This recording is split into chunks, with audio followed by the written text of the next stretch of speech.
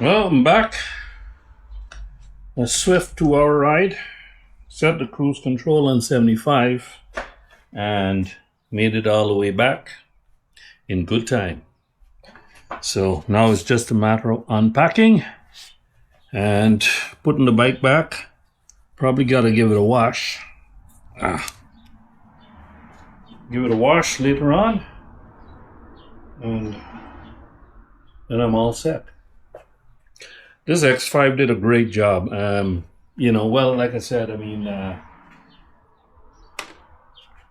it's all going to be in post-processing. All of the editing and everything like that. That's going to have to be after the fact. But it's good to have the ability to just record and not worry about aiming the camera.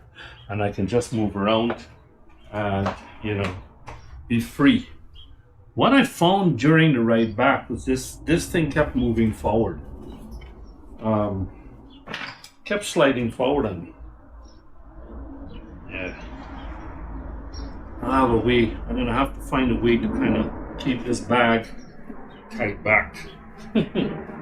When it's tied back, the Tiger has got so much room on the seat. You can slide back, slide forward. It's so roomy with all of that stuff on the back seat. So I really would like to have that bag kind of like tied back. Compared to the RS, it's always choked up against the lower part of my back, right? So I can't really complain. It's a luxury to be on this Tiger here for long distance riding. It's a very comfortable bike, and it's got a lot of roominess on the seat area, on the cockpit. So just gotta get another strap to tie that bag backwards, and I'll be all set.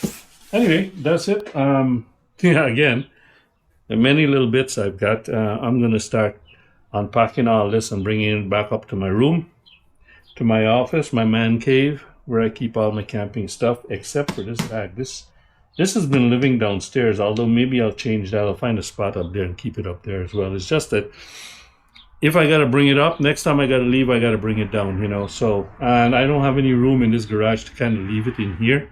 So it kind of like takes up a little space in the back of my family room. So, oh well. Talk to you later.